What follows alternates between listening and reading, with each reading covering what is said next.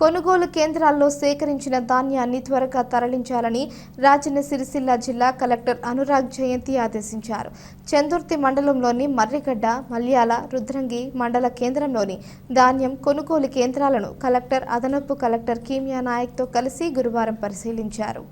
ఈ సందర్భంగా కలెక్టర్ అనురాగ్ జయంతి ఆయా కొనుగోలు కేంద్రాల్లో ధాన్యం కుప్పలను పరిశీలించి రైతులతో మాట్లాడారు. ఎన్ని ఎకరాల్లో సాగు చేశారో, ఎంత దిగుబడి వచ్చింది, ఖరీఫ్లో ఎంత, యాసంగిలో ఎంత దిగుబడి వచ్చిందో అడిగి తెలుసుకున్నారు. కొనుగోలు కేంద్రాల వసతులపై ఆరా తీశారు.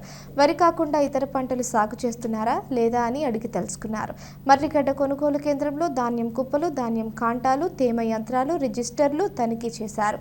ప్యాడీ క్లీనర్లు, టార్ఫలిన్లు ఉన్నాయా లేవా అని కొనుగోలు కేంద్ర నిర్వాహకులను కలెక్టర్ ఆరా తీశారు. అనంతరం కలెక్టర్ అనురాగ్ జయంతి మాట్లాడారు.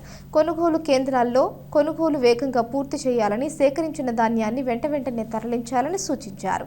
లారీల సంఖ్యను పెంచాలని, రైస్ మిల్లులో అన్లోడింగ్ త్వరితగతిన చేయాలని ఆదేశించారు.